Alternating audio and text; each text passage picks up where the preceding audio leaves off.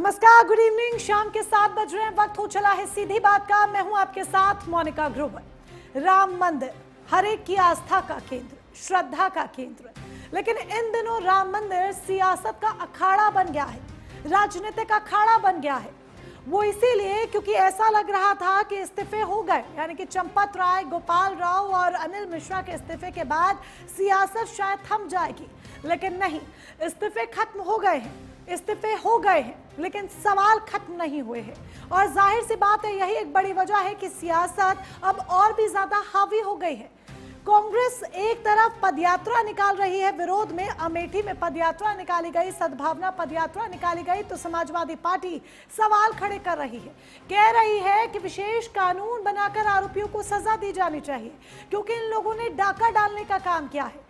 लेकिन जिस तरीके से चाहे समाजवादी पार्टी हो, चाहे कांग्रेस हो, अपनी राजनीति कर रही है, मायावती उसमें अपना स्टैंड रख रही है ट्वीट के माध्यम से, इन सब के परे सीएम योगी आदित्यनाथ ने भी बयान देकर पलटवार कर दिया है। उन्होंने समाजवादी पार्टी को गिरगिट कह डाला है। उन्होंने कहा है, सपा कांग्रेस के नेता ये वो लोग हैं जो प्रभु श्री राम और श्री कृष्ण पर सवाल उठाया करते थे। ऐसे में अब राम मंदिर के नाम पर इन्हें दर्द आखिर क्यों हो रहा है? उन्होंने समाजवादी पार्टी की तुलना तो गिरगिट तक से कर डाली है। यही एक बड़ी वजह है कि सियासत हाई है। और ऐसे में हमारा सवाल है कि क्या राम मंदिर अब आस्था और श्रद्धा से परे चुनावों को देखते हुए सियासी अखाड़ा बन गया है? आज इसी पर होने वाली है सीधी बात। आपने देखा होगा पिछले कुछ दिनों से इनके द्वारा भारत की सनातन आस्था पर प्रहार करने की कितनी शरारतें हो रही हैं, किस प्रकार की बयानबाजी की जा रही है।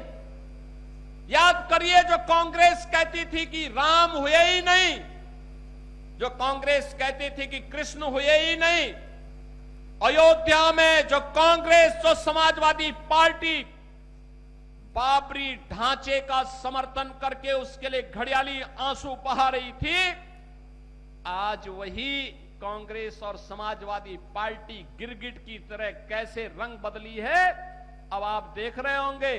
अब कह रहे हैं अयोध्या में आस्था के साथ खिलवाड़ हो रहा है। अरे आस्था के साथ कौन खिलवाड़ हो रहा है तो बताओ पहले। और तुम्हारी आस्था कब से अयोध्या पे हो गई? धार्मिक हिंदू विरासत से जुड़े हुए धार्मिक स्थलों के पुनरुद्धार का पैसा कब्रिस्तान की बाउंड्री वाल पर खर्च कर देते थे। वे लोग कौन सी आस्था की बात कर रहे हैं? देखिए, श्री राम जन्मभूमि तीर्थ क्षेत्र ट्रस्ट के बारे में मेरा बोलना उचित नहीं है। वह ट्रस्ट के लोग ही जो बताना है बताएंगे, लेकिन यह बात मैं भी कह सकता हूँ। आदरणीय श्री चंपत राय जी के बारे में जो कुछ भी, जो तमाम हिंदू विरोधी, श्री राम जन्मभूमि मंदिर निर्माण विरोधी कुछ वक्तव्य देते हैं, उनको उनके बारे में कुछ भी नहीं मालूम है, इसलिए इस प्रकार की बात है। देखिए, अनिल मिश्रा और चंपत राय इशू नहीं है। इशू ये है कि राम के नाम के ऊपर चंदा चोरी, जो राम के नाम के ऊपर लोग आस्था के साथ पैसा दे के आ रहे हैं, उसमें चोरी हुई है। और जो रिपोर्ट इनकी कह रही है कि 27 अप्रैल से 6 जून के बीच केवल 1 महीने, सवा महीने के अरसे में 70 बार, मतलब 70 दिन नहीं है टोटल, जिसमें 70 बार चोरी हो रही है, तो 4 साल में कितना हुआ होगा उसका अंदाजा आप खुद लगा सकते हो। तो ये तो एक तरह से लोगों की आस्था को लूटा जा रहा है। कांग्रेस कमेटी की तरफ से आह्वान था सभी जिलों को, जो ये चंदा चोरी अयोध्या में श्री राम मंदिर में हुई है, उसी में हम लोगों ने पहले भी एक यात्रा निकाली थी। आज सद्बुद्धि पद यात्रा हम लोगों ने की है कि जो भी चंदा चोर हैं इनको भगवान श्री राम सद्बुद्धि दे। इस्तीफे का कोई मतलब नहीं, क्योंकि ये प्रकरण जो है ये राष्ट्रव्यापी, और इस प्रभु श्री राम के मंदिर की चढ़ावा चोरी और चंदा चोरी, ये चोरी तक नहीं बल्कि नृपेंद्र मिश्रा जी ने तो यहाँ तक कह दिया था ये डकैती है। तो इस कांड ने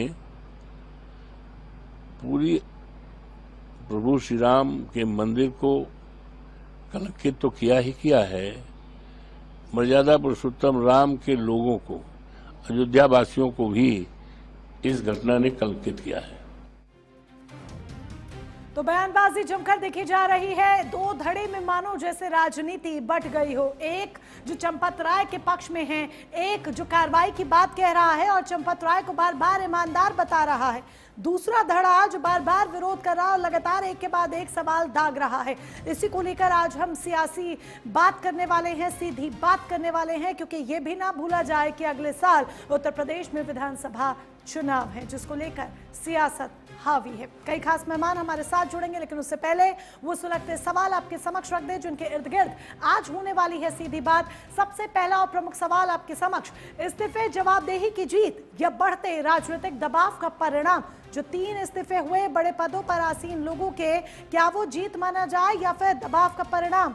क्या राम मंदिर अब आस्था का विषय कम और राजनीतिक नैरेटिव ज्यादा बनता जा रहा है, जो इस तरीके से विपक्ष का वार और योगी का पलटवार देखने को मिला? क्या ट्रस्ट की वर्तमान संरचना और कार्य प्रणाली में बड़े संस्थागत बदलाव की जरूरत है? डिजिटल ऑडिट सिस्टम से लेकर हर एक फैसिलिटी चेंज होनी चाहिए। विवाद केवल प्रशासनिक चूक या इससे पड़ेगा राम मंदिर आंदोलन की नैतिक पूंजी पर भी असर? क्योंकि इतिहास में जब आंदोलन की बात हो रही है तो चढ़ावा चोरी की भी बात आगे तक होगी। क्या विवाद अदालत, राजनीति और जनभावनाओं के त्रिकोण में प्रवेश कर चुका है? यह भी एक बड़ा सवाल यहां पर आकर खड़ा हो जाता है, क्योंकि अब अगर इस देश में अगर कोई मुद्दा सबसे ज्यादा गूंज रहा है तो वो राम मंदिर चढ़ावा कांड ही है, जो हर एक की जुबान पर है, चाहे किसी भी पार्टी का कोई भी नेता क्यों ना हो या फिर आम जनमानस ही क्यों ना हो। ऐसे में राम मंदिर के इर्द गिर्द राजनीति होती हुई दिखाई दे रही है। कई मेहमान हमारे साथ जुड़ चुके हैं। आइए अब एक एक कर उन मेहमानों का परिचय भी आपसे करा देते हैं, जिनसे आज सीधी बात हम करेंगे। राघवेंद्र सिंह चौहान को आप टीवी स्क्रीन पर देख रहे हैं, भारतीय जनता पार्टी के प्रवक्ता हैं। यश भारतीय हमारे साथ समाजवादी पार्टी का पक्ष रखने के लिए जुड़े हुए हैं, प्रवक्ता।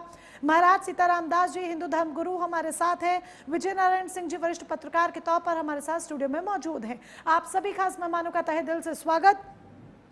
राघवेंद्र सिंह चौहान जी के साथ शुरुआत करते हुए, राघवेंद्र जी, सीएम योगी आदित्यनाथ आज एक बड़ा बयान देते हैं कि समाजवादी पार्टी और कांग्रेस को राम मंदिर को लेकर दर्द क्यों हो रहा है? क्या इस बयान के मायने निकाले जाए? क्या इस बयान के मायने से आप ये कहना चाह रहे हैं कि सपा और कांग्रेस दोनों राम विरोधी हैं? जी मोनिका जी, चैनल पर आमंत्रित करने के लिए बहुत बहुत धन्यवाद। सभी साथी प्रवक्ताओं को, महाराज जी को मेरा प्रणाम। देखिए, ऐसा है कि आपने बहुत अच्छी लाइन कही कि दर्द हो रहा, होना स्वाभाविक। जो राम को काल्पनिक मानते थे, जो राम को मानने को ही तैयार नहीं थे, वो आप कहते घूम रहे हैं प्रभु श्री राम, प्रभु श्री राम। इसलिए अभी देखिए, अभी देखते जाइए आप, अभी ये क्या क्या करेंगे, अभी ये कहाँ कहाँ मंदिरों में मत्था टेकेंगे, कहाँ कहाँ पर ये जो है अपनी गुहार लगाते भगवान से फिरेंगे। आखिर में जो कहते थकते नहीं थे और कहते क्या थे कि हम फला फला इनके हैं, और अगर 30 हिंदू और मारने पड़ते तो हम मारते वहां पर। लेकिन अब क्या स्थिति है? ये राम ने ही इनको इस चौराहे पर लाकर खड़ा किया है। और बात बिल्कुल ठीक है, हमारे मुख्यमंत्री जी ने बिल्कुल सही कहा। उसमें गलत क्या है? क्या गिरगिट नहीं तो आप क्या है? आपका ये तो क्या पारदर्शिता पर जवाब मांगना, राघवेंद्र जी, पारदर्शिता पर जवाब मांगना क्या गिरगिट की तरह रंग बदलना हो गया? क्या राम विरोधी हो गया? अगर कोई पार्टी, कोई भी पार्टी, चाहे वो सपा हो, कांग्रेस हो, आम आदमी पार्टी हो, बसपा हो, आरजेडी हो, जेडीयू हो, कोई भी पार्टी हो, अगर कोई पार्टी पारदर्शिता पर जवाब मांग रही है तो क्या पारदर्शिता पर जवाब मांगना राम विरोधी हो गया? गिरगिट की तरह रंग बदलना हो गया? पारदर्शिता की बात क्या होती है? आप मोनिका जी जरा स्पष्ट करिए। पारदर्शिता मैं शायद नहीं समझ पा रहा। पारदर्शिता की बात क्या होती है? अब उस पर जांच हो रही है, एसआईटी जांच हो रही है।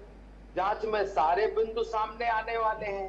कौन कौन से लोग इसमें इन्वॉल्व हैं, कितने लोगों से कितने बार टेलीफोन पर कितनी किसकी किसकी बात हुई, ये भी खुलने वाला है।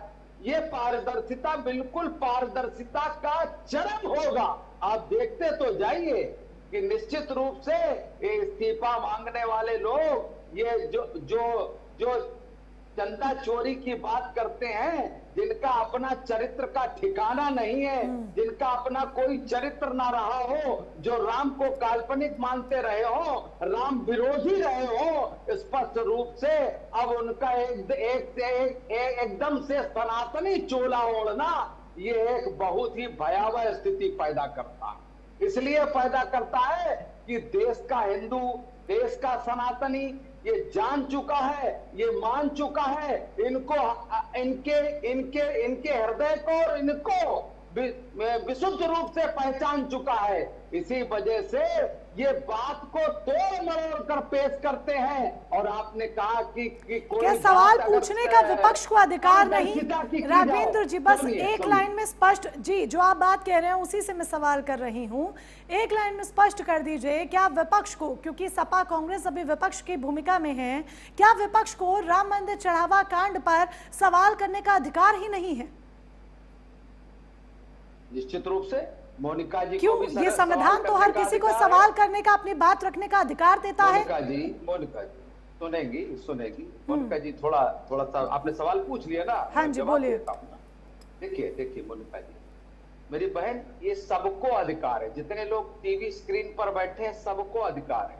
आम जनमानस के जिसने 1 रुपए भी चंदा दिया है राम जन्मभूमि में, उसको अधिकार है। और हमारा ये कर्तव्य बनता है, हमारा नहीं बल्कि वहां के जो प्रबंधन का कर्तव्य है, वो कर्तव्य प्रबंधन के लोगों ने निभाया है, निभा रहे हैं। और वहां पर जो एसआईटी गठित हुई है वो दूध का दूध और पानी का पानी कर रही है। निश्चित रूप से यही इनके मिर्ची लगने का और यही सवाल है इनके गिरगिट होने का। और ये गिरगिट इसीलिए बनते जा रहे हैं कि और जनता इनको जवाब देने भी जा रही है, और एसआईटी तो जवाब देगी ही देगी। और एसआईटी का जिस दिन आखिरी पन्ना खुलेगा, सारे जो ये गिरगिट है ये सब आपके सामने आ जाएंगे। इनकी कितनी सच्चाई है, कितनी सनातनी है, कितने राम भक्त है, कितने राम के प्रेमी है, ये इनका सब चोला सामने आने वाला है। निश्चित रूप से ये सामने बहुत जल्दी आएगा। यश भारती जी का रुख करेंगे। यश भारती जी, राघवेंद्र जी को आपने यहाँ पर सुना और सीएम योगी आदित्यनाथ का बयान भी निश्चित तौर पर आपने यकीनन सुना ही होगा। इस बयान को किस तरीके से समाजवादी पार्टी देखती है, क्योंकि खुलकर उन्होंने सपा पर निशाना साधा है, कांग्रेस पर निशाना साधा है, तो आप किस तरीके से इस बयान को देखते हैं? और दूसरा सवाल, जब राघवेंद्र जी या फिर ये कहिए कि भारतीय जनता पार्टी खुलकर ये कह रही है कि समाजवादी पार्टी राम विरोधी रही है, तो सवाल उठने लाजमी है। सवाल उठने लाजमी ये है कि क्या ये वाकई में पारदर्शिता की लड़ाई है या फिर चुनावों को देखते हुए राजनीतिक अवसर?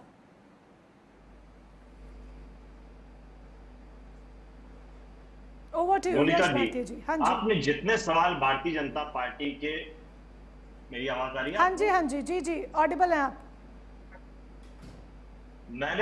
आपने जितने सवाल भारतीय जनता पार्टी के नेता प्रवक्ता राघवेंद्र सिंह जी से किए, उन्होंने जवाब नहीं दिए।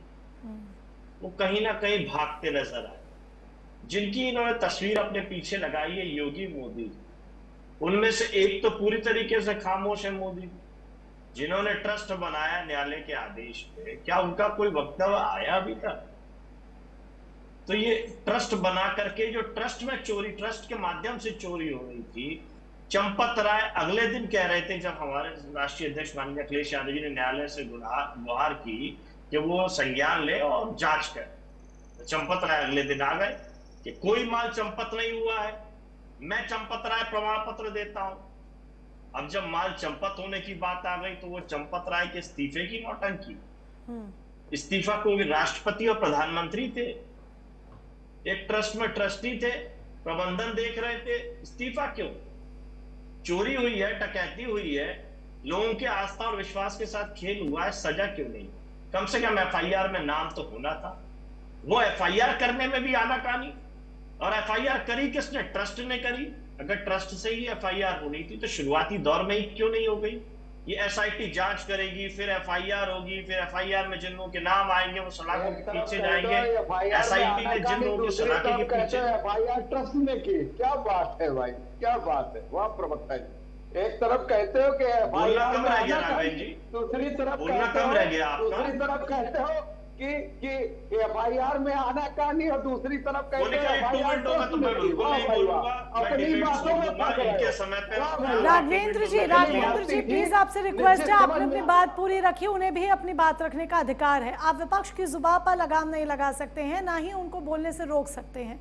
समाधान है, दोबारा आपको वही बात दोहरा रही हूँ, सबको बोलने का अधिकार है। यश भारती जी, ओवर टू यू। अब ट्रस्ट ने एफआईआर करी तो एफआईआर में उन लोगों को बचाने का काम किया। जो 8 लोग गए, आखिर उनके लिए रिमांड क्यों नहीं मांगी सरकार ने? राज्य सरकार की जो पुलिस थी, जो जीरो टॉलरेंस की बात करती है, रिमांड क्यों नहीं मांगी? या सारी जांच हो गई थी, सारी पूछताछ हो गई थी? तो ये सारी चीजें दिखाती है कि ये चोर सौतेले भाई जो माननीय अखिलेश यादव जी को बचाने का काम कर। अब चंपत राय का इस्तीफा हुआ, चंपत राय के इस्तीफे की जगह दूसरे एक सज्जन आ गए। सज्जन शब्द इसीलिए कहूंगा क्योंकि ये सज्जन कह रहे हैं, बाकी तो दुर्जनों का एक अखाड़ा बना दिया है इन्होंने अयोध्या। बजरंग लाल बागड़ा पे आरोप क्या है? उनको बर्खास्त किया गया नौकरी से, टर्मिनेट 10 महीने पहले। इतने बड़े भ्रष्टाचारी थे, इन पे तमाम 15 करोड़ का लाइन खरीदिया आरोप, घोटाले का आरोप, 160 करोड़ फ्लाई ऐश घोटाले का आरोप, जिसकी सीवीसी और सीबीआई ने जांच की है, रिपोर्ट का भी जानकारी नहीं। भर्तियों में अनियमितताएं, ये एक चंपत राय गए, दूसरे चंपत राय आ गए, जिम्मेदारी कौन लेगा? कोष में घपला हुआ तो कोषाध्यक्ष की कोई जिम्मेदारी नहीं, आज भी कोषाध्यक्ष कोष पे सवार है। तो आखिर मामला है क्या? ये किसको बचाना चाहते हैं? बड़ा स्पष्ट दिख रहा है, छन्नी लगा करके कचरा निकल गया, जो चिल्लड़ है उनको घसीट लिया, बड़ी मछली को बचाने का काम हो रहा है। और ये हमारे ऊपर दावा करते हैं प्रभु राम मंदिर का दर्शन नहीं किए। ब्रजभूषण शरण सिंह जी क्या बोल रहे हैं? विनय कटियार जी जो बजरंग दल के प्रथम राष्ट्रीय अध्यक्ष थे, जो अयोध्या फैजाबाद से सांसद थे विनय कटियार जी, वो क्या बोल रहे हैं? जो नरेंद्र मोदी जी के छोटे भाई हैं धीरेन्द्र शास्त्री, वो कह रहे हैं मैं पर्ची निकाल लेता तो मेरी जान को खतरा आ जाता। तो ये सब कौन लोग बोल रहे हैं? बड़ा सवाल ये है, जो आरोप ये हम पे लगाते हैं। अभी भारतीय जनता पार्टी के राष्ट्रीय अध्यक्ष उत्तर प्रदेश में 2 दिन रहे, माननीय अखिलेश यादव जी ने पूछा 2 दिन में प्रभु राम की याद नहीं आई? दर्शन करने नहीं गए आप राष्ट्रीय अध्यक्ष बनने के बाद? क्या आपको आशीर्वाद लेने की आवश्यकता नहीं लगी कि मैं राष्ट्रीय अध्यक्ष बन गया? और 30 साल तक जो आपने राजनीतिक अपना एजेंडा चलाया प्रभु राम के नाम पे, अब उनके दर्शन करने में इतने पूरे हो गया? केवल विपक्षियों पे ही आरोप लगाएंगे? तो सवाल यह है, नरेंद्र मोदी जी की खामोशी, जो जांच चल रही हो, न्यायिक जांच क्यों नहीं हो रही है?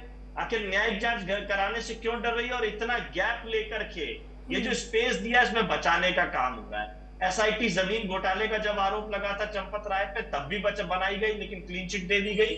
अभी भी एसआईटी दी गई, बनाई गई है, क्लीन चिट दी। लगभग 90 एसआईटी इन 9.5 साल में बनी है, जो जानकारी मिली, लेकिन किसी भी एसआईटी ने योगी सरकार में किसी को सजा नहीं दिला पाई, चाहे वो पेपर लीक का मामला हो, चाहे कोई और मामला हो। तो कैसे इस एसआईटी पे आप विश्वास करेंगे? लेकिन आपके सवाल उठाने पर तो कह दिया जा रहा है कि राजनीति हो रही है। आपके सवाल उठाने पर तो कह दिया जा रहा है राजनीति हो रही है, सपा गिरगिट की तरह रंग बदल रही है। ये वही सपा है जो राम विरोध करती थी, ये वही सपा है जो श्री कृष्ण को अपने सपने में आने की बात करती थी। तो यही सपा आज जब राम हितैषी बन रही है तो कहा जा रहा है कि समाजवादी पार्टी ने गिरगिट की तरह रंग बदल लिया है। तो मोनिका जी, और क्या समझा जाए? ये क्या कहेंगे बेचारे? ये बेचारे क्या करेंगे? इनकी हैसियत है नरेंद्र मोदी जी द्वारा बनाए गए ट्रस्ट पे किसी पे हाथ रखने की। चंपत राय कह रहे हैं कि मुझे पता चल गया था, मैं थाने में एफआईआर करने नहीं गया। तो जब पहले से पता चल गया था तो फिर क्यों? आज अगर किसी आरोपी को, किसी मुलजिम को अगर हम बचाते, अपने घर में एक दिन की पनाह दे देंगे, तो हम भी अपराधी बन जाते हैं। चंपत राय को पहले से पता था तो क्यों एफआईआर नहीं हुई? क्या वो सह आरोपी नहीं है? क्यों एफआईआर में नाम नहीं है? क्यों सलाखों के पीछे नहीं है? तो ये तो बचाया जा रहा है। चंपत राय को महिमा मंडित किया जा रहा है, क्योंकि चंपत राय तो कहते थे नरेंद्र मोदी जी स्वयं विष्णु जी के अवतार आ गए। तो ये एक दूसरे को महिमा मंडित करते हैं, चोर सौतेले भाई हैं। लेकिन जनता का जो विश्वास ट्रस्ट के ऊपर टूटा है, ना प्रभु राम पे तो कमजोर हुआ अब है, ना यश मंदिर भारती पे जी, अब कमजोर मांग हुआ क्या है समाजवादी पार्टी की? स्वतंत्र ऑडिट जाते हैं, न्यायिक जांच मांगते हैं, या कोई और मांग आप लोगों की तरफ से है? विपक्ष की मांग क्या है? मोनिका जी, पहले दिन से समाजवादी पार्टी राष्ट्रीय अध्यक्ष माननीय अखिलेश यादव ने न्यायिक जांच की बात की। न्यायालय खुद संज्ञान में ये बात कही थी। अभी भी हम उसी बात पे कायम। प्रभु राम मंदिर निर्माण जो हुआ है वो न्यायालय के आदेश से हुआ, किसी भी खुरापाती, किसी भी हुड़दंगी, किसी भी दंगाई के आंदोलन से नहीं हुआ। ये खुरापात करते रहे, देश में तनाव फैलाते रहे और राम मंदिर निर्माण हो गया। प्रभु राम का जो मंदिर का निर्माण हुआ वो न्यायालय के आदेश से हुआ। न्यायालय के ट्रस्ट बनाने की बात कही और उसी पे काम हो रहा। लेकिन ट्रस्ट में ऐसे ऐसे लोगों को भर दिया गया जो बड़े बड़े भ्रष्टाचारी, एक भ्रष्टाचारी को हटाया, दूसरा बड़ा भ्रष्टाचारी आ गया। कैसे विश्वास किया जाए? ठीक है, विश्वास पर जो है वो सवाल अभी भी लगातार खड़े हुए हैं। बेशक बीजेपी ये कह दे कि गिरगिट की तरह सपा रंग बदल रही है, लेकिन ये संविधान है और हर किसी को सवाल उठाने का, अपनी बात रखने का अधिकार है, और ऐसे में सवालों का जवाब सरकार को, ट्रस्ट को देना ही होगा। महाराज सीताराम दास का भी अब रुख करेंगे। महाराज सीताराम दास जी, जिस तरीके से ये पूरा विवाद देखने को मिला है शुरुआत से लेके अब तक, अभी जब भी हम राम मंदिर की बात करते हैं तो आस्था और श्रद्धा की बात करते हैं, विश्वास की बात करते हैं, और हम याद करते हैं इतिहास के पन्ने पलटकर तो राम आंदोलन को याद करते हैं, जो आंदोलन राम मंदिर के नाम पर हुआ। लेकिन क्या आपको ये लगता है आगे चलकर इस चढ़ावा चोरी कांड को भी इसी तरीके से याद किया जाएगा? ये याद किया जाएगा कि किस तरीके से मंदिर पर डाका डालने का काम हुआ, और क्या इस पूरे विवाद से राम मंदिर आंदोलन की जो छवि थी, नैतिक शक्ति थी, उस पर एक दाग लगने का काम हुआ? निश्चित तौर पर देखिए, राम जन्मभूमि मंदिर जो है वह आंदोलन के पृष्ठभूमि से जुड़ा हुआ है, जहाँ पे लाखों लाख राम भक्तों ने अपने जीवन को जो है बलिदान देने का काम किया है। 500 वर्षों का यह खूनी संघर्ष रहा, उसके तप तपस्या के फलीभूत भगवान का भव्य दिव्य मंदिर सुप्रीम कोर्ट के आदेश से मिला है। निश्चित रूप से वह सौर मंदिर है, चौर मंदिर नहीं है। लोग पराक्रम को नमन करते हैं, लोग बलिदान को नमन करते हैं, तो ऐसे काले करतूत कारनामों को नमन नहीं करते हैं, उसको याद नहीं करते हैं। लेकिन यह बात जरूर है कि आज सनातनियों की आस्था, सनातनियों की भावना, सनातनियों का विश्वास के साथ छलावा हुआ है। लेकिन यह विषय बहुत अहम है कि एसआईटी का जांच का अनुरोध करने वाले ट्रस्ट के ही पदाधिकारी हैं।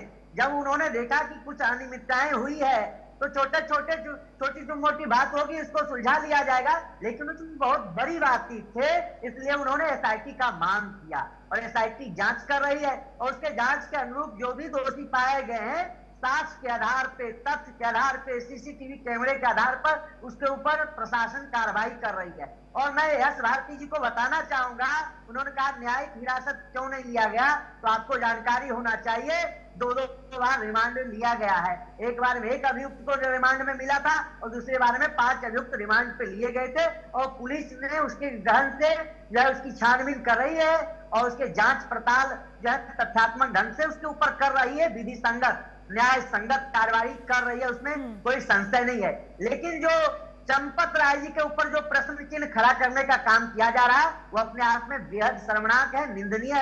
आप कैसे चंपत राय जी के इतने हितैषी बन रहे हैं महाराज जी? आपने उनके गिरबान में झांक कर देखा, आपने उनकी ईमानदारी की खुद शपथ खाई है क्या, जो आप उनके लिए इतने हितैषी बन रहे हैं? क्या उनकी जिम्मेदारी नहीं बनती थी? क्या ये उनकी सबसे बड़ी प्रशासनिक चूक नहीं कि उनके नाक के नीचे इतना बंदरबाट होता रहा? सिर्फ चंपत राय जी का ही चूक है क्या? वहां पे लगे हुए सुरक्षा बल का चूक नहीं है क्या? वहां सीसीटीवी कैमरे के वापस वही आ जाती है, सीसीटीवी कैमरे में तो सब रिकॉर्ड हुआ, रिकॉर्डिंग कहाँ गायब हुई? महाराज जी पक्ष ले रहे हैं तो डिटेल्स जान कर लीजिए।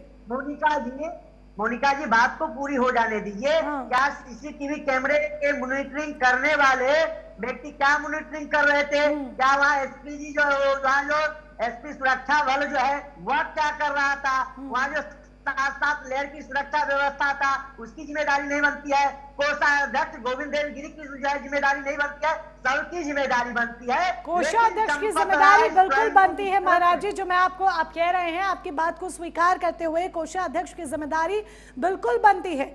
लेकिन ये आप भी समझ सकते हैं, अगर आपके आश्रम में कुछ नीचे हो रहा है तो सवाल आपसे किए जाएंगे। अगर आपके आश्रम में कोई चोरी चकारी हो जाएगी तो आपको पीड़ा होगी और सवाल भी आप ही पर उठेंगे। अगर कल को कोई विवाद हो जाएगा आपके आश्रम में तो दाग आप पर ही लगेंगे, क्योंकि वो आपकी जिम्मेदारी है अपने आश्रम की सुरक्षा करना, तो सीधे ये भी वहीं पर है। तो ट्रस्ट के सभी पदाधिकारियों की जिम्मेदारी बनती है। कोष में अनियमितताएं हुई है, कोष में विसंगतियां हुई है, कोष संबंधित जो भी हेरा फेरी हुआ है, इससे मुख्य जिम्मेदार जो है गोविंद देवगिरी जी है, न कि चंपत राय जिम्मेदार है। हर विषय की बहुत बड़ी व्यवस्थाएं है, हर व्यवस्था के लिए अलग अलग लोग जिम्मेदार नियुक्त किए गए हैं। क्या आपको लगता है महाराज जी कि बिना साठगांठ के, क्या आपको लगता है कि बिना साठगांठ के, इसमें मैं चंपत राय का नाम नहीं ले रही हूं, मैं एक सवाल कर रही हूं जिसमें आप किसी का भी नाम अपने मन से या फिर तमाम जो पदाधिकारी हैं हर किसी को लेकर हम कह सकते हैं, चलिए बिना किसी साठगांठ के इतनी बड़ी चोरी, इतनी करोड़ों करोड़ की चोरी और इस तरीके से डाका डालना संभव था? जरा खुद सोचिए, एक बार सोचकर देखिएगा। मैं विचार कर रहा हूँ, साठगांठ की बात तो एसआईटी करेगी, एसआईटी जांच करे, लेकिन कहीं न कहीं गैर जिम्मेदारी हुई है। जो कोषाध्यक्ष हैं, जो कोष संबंधित जिनका विशेषाधिकार है, उनकी कहीं न कहीं लापरवाही है, उनके नाक के नीचे हो रहा है। क्या एक व्यक्ति विशेष की जिम्मेदारी नहीं है, सबकी जिम्मेदारी तय होता है। आपके घर में कोई नौकर, कोई आपके जो है कर्मचारी किसी प्रकार का कोई अनियमितताएं कर दे, कोई गड़बड़ी कर दे, उसके जिम्मेदार मालिक थोड़े होंगे। हाँ, मालिक के घर में होगा तो मालिक ही तो एफआईआर कराएगा।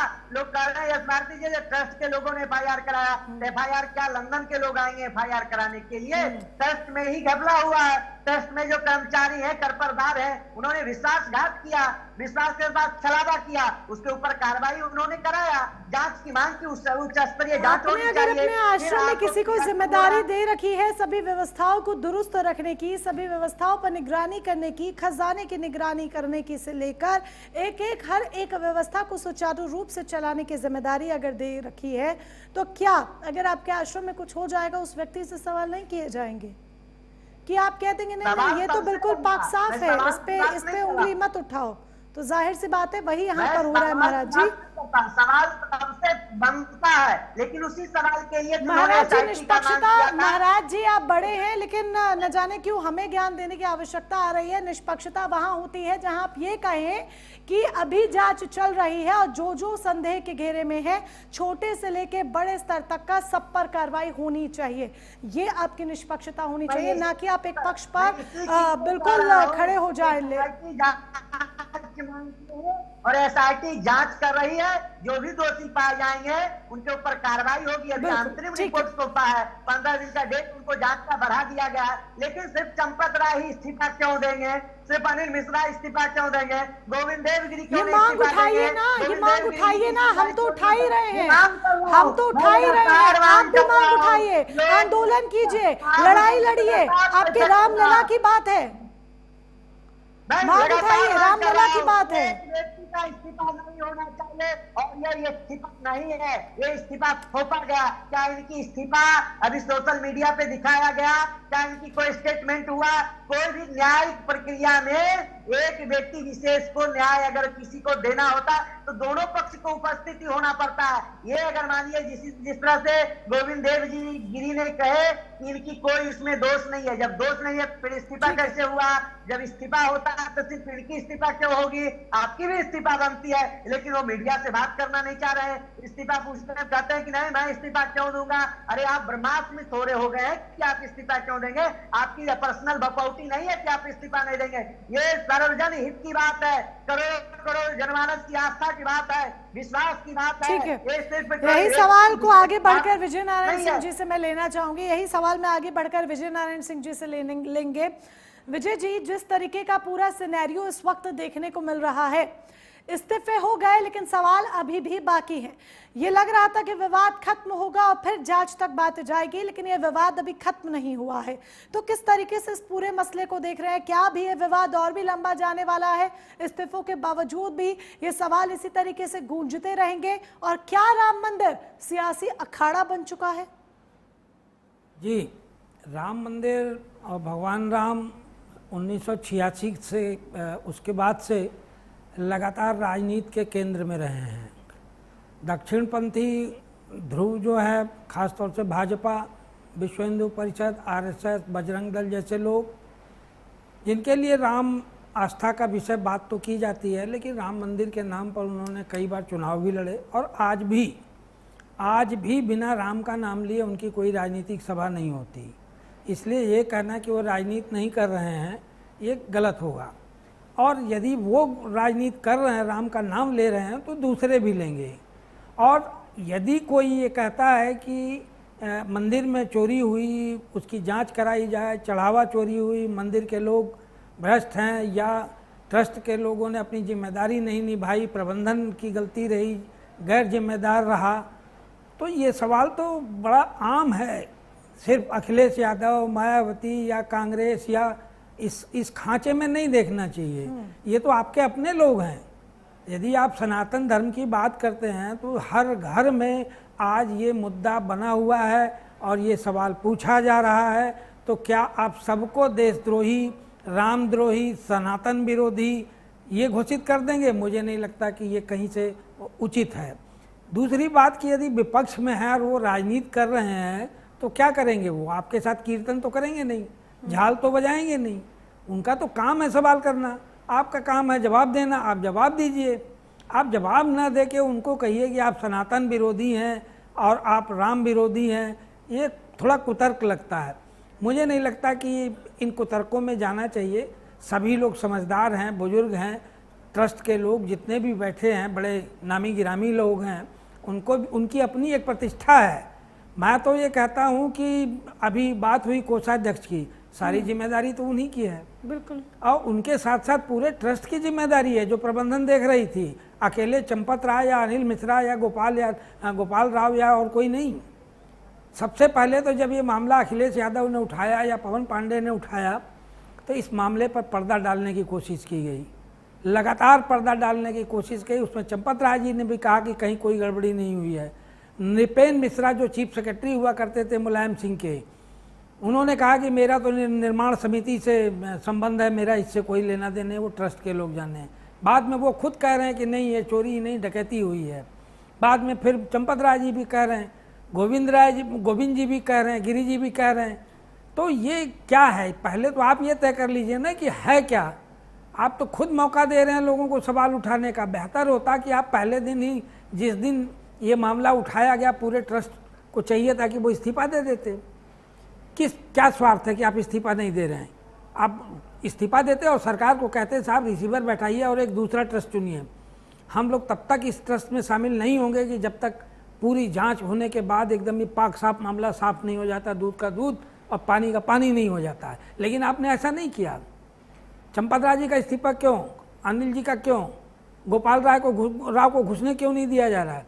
भाई यही तीन थोड़ी हैं। गिरी जी आके वक्तव्य दे रहे हैं, कोषाध्यक्ष के होने के नाते वो अपनी जिम्मेदारी भी नहीं ले रहे हैं। और जब कोई सवाल उठा रहा है तो आप उसको सनातन विरोधी और राम विरोधी बोल रहे हैं।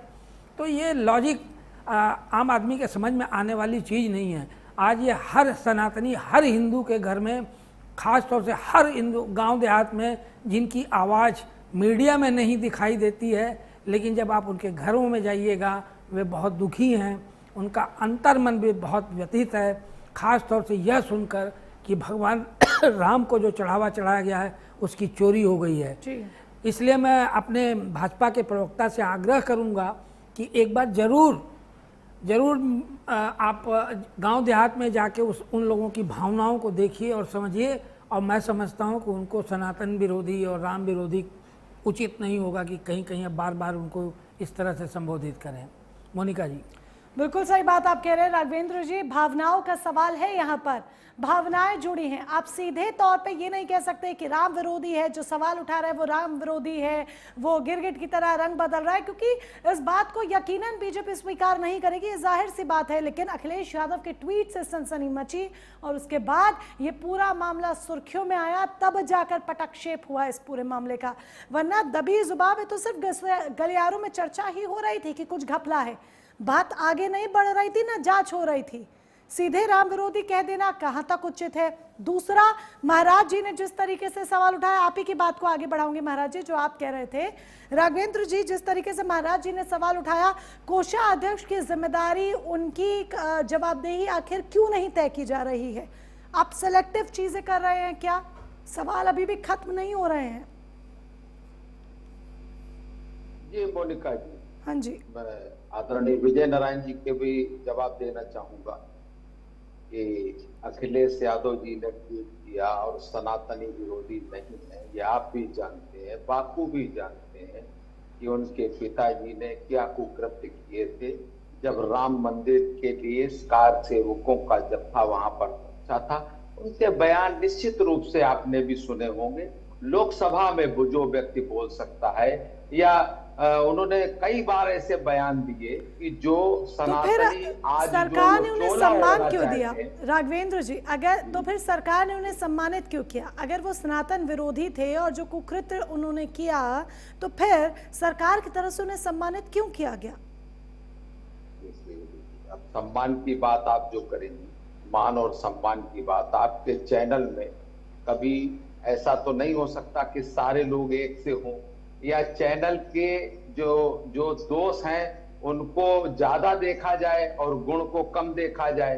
रही बात उनको, आपने बहुत बड़ा प्रश्न किया, सम्मानित क्यों किया गया, तो अखिलेश यादव को भी ये समझना चाहिए, अखिलेश यादव को भी ये सम्मान रखना चाहिए अपने पिताजी का, कि उन्होंने उनके जीते जी ही उनको गद्दी से उतारकर खुद बैठे थे, और खुद बैठने के बाद उनकी बात भी नहीं उन्होंने मानी थी। कोई व्यक्ति कभी कभी पश्चाताप की स्थिति में आता है। उत्तर समझ में नहीं आया, आपने बात घुमा दी। पिता की सत्ता पुत्र ही संभालता है। बोलेंगे बीच में बोलेंगे तो नहीं समझ में आएगा ना। नहीं, लेकिन बात समझ ही नहीं आ रही ना। देखिए समझाता हूँ ना, समझने की कोशिश करेंगे तो आएगी मोनिका जी, मेरी बहन, समझने की कोशिश करिए।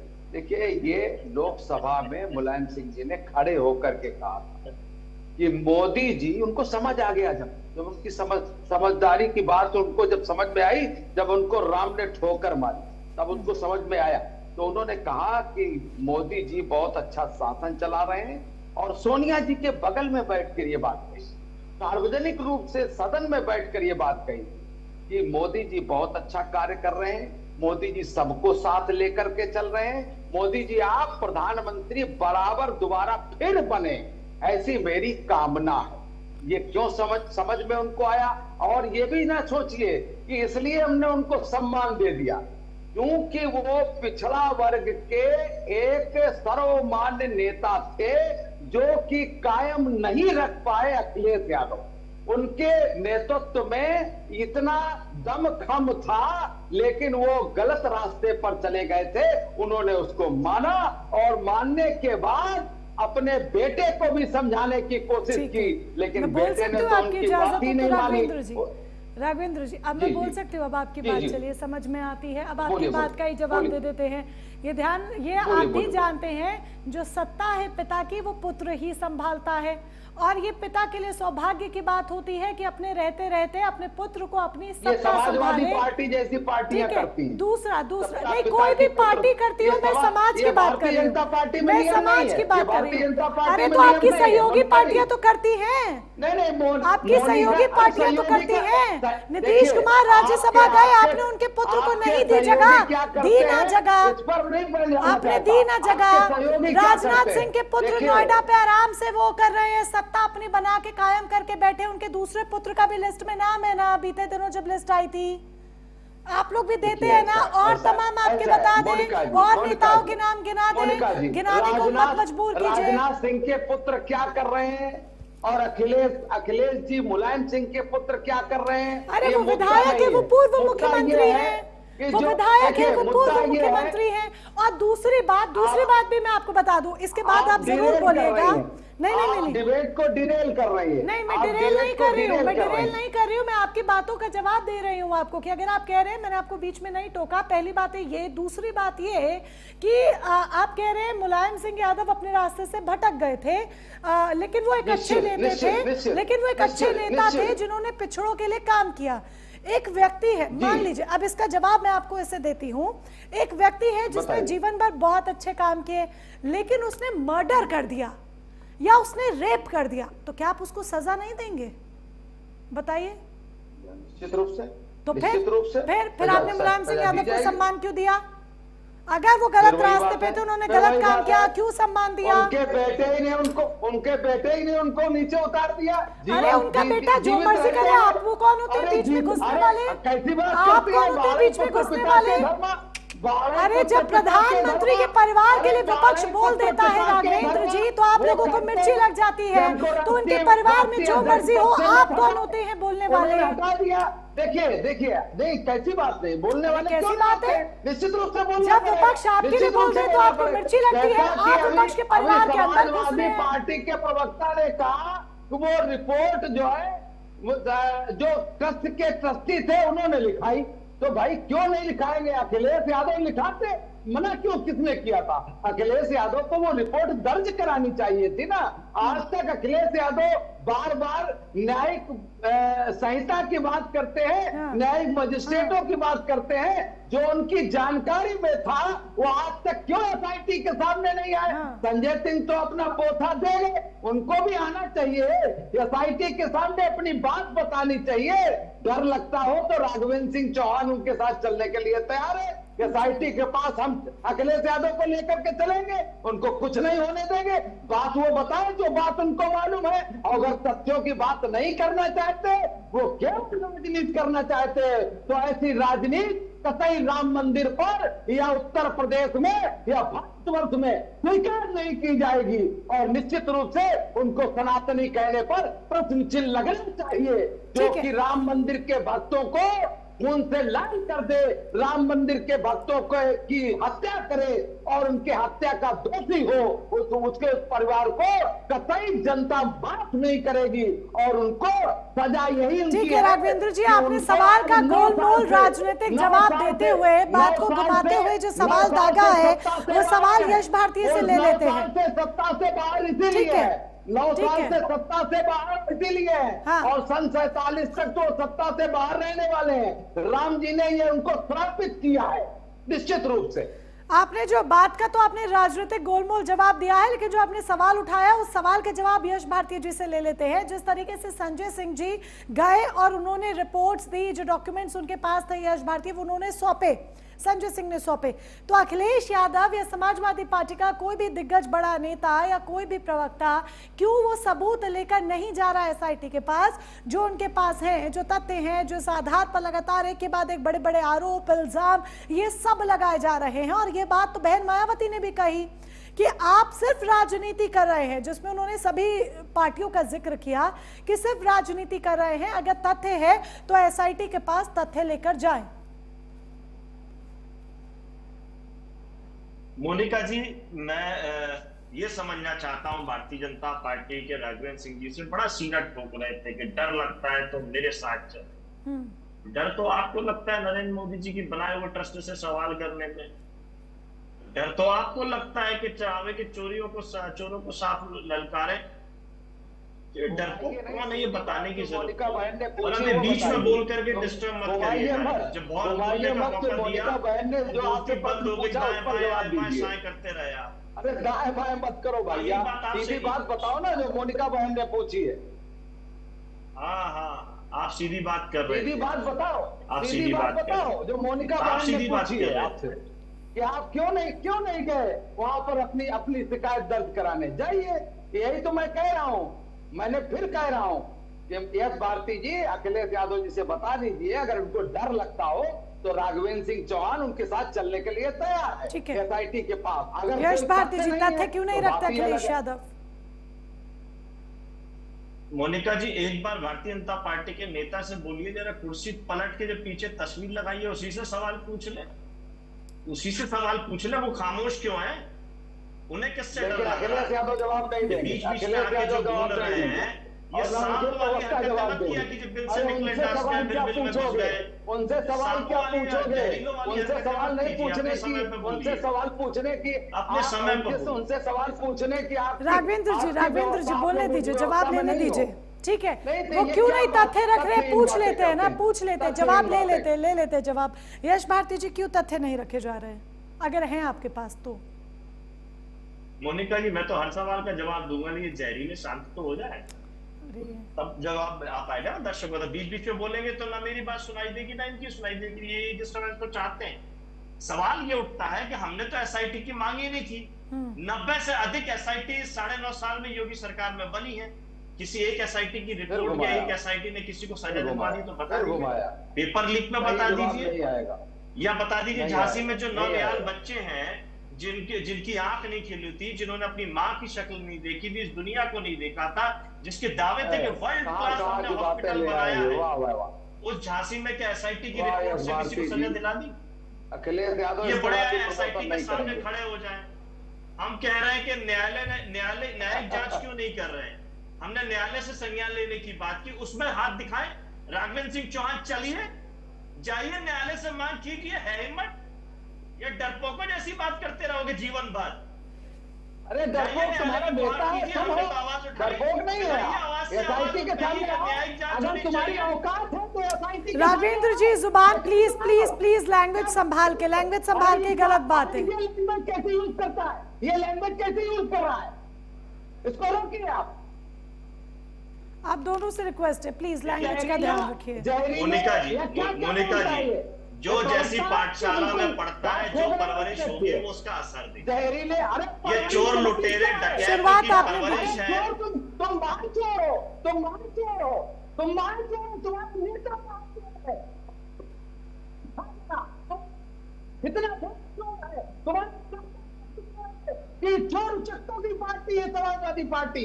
गोपाल यादव का बयान है, उठाकर देखो, अगर थोड़ी में डूब मरो।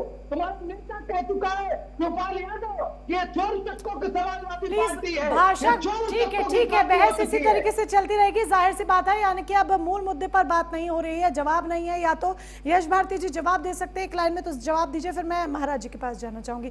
राघवेंद्र जी प्लीज रिक्वेस्ट, जवाब फटाफट, सीधे सवाल का सीधे एक लाइन में जवाब, बिना इधर उधर की बात के। नहीं, एक लाइन में जवाब नहीं होता मोनिका जी, 4 लाइन में दे दीजिए, पर बिना इधर उधर की बात किए तथ्य क्यों नहीं रखे जा रहे?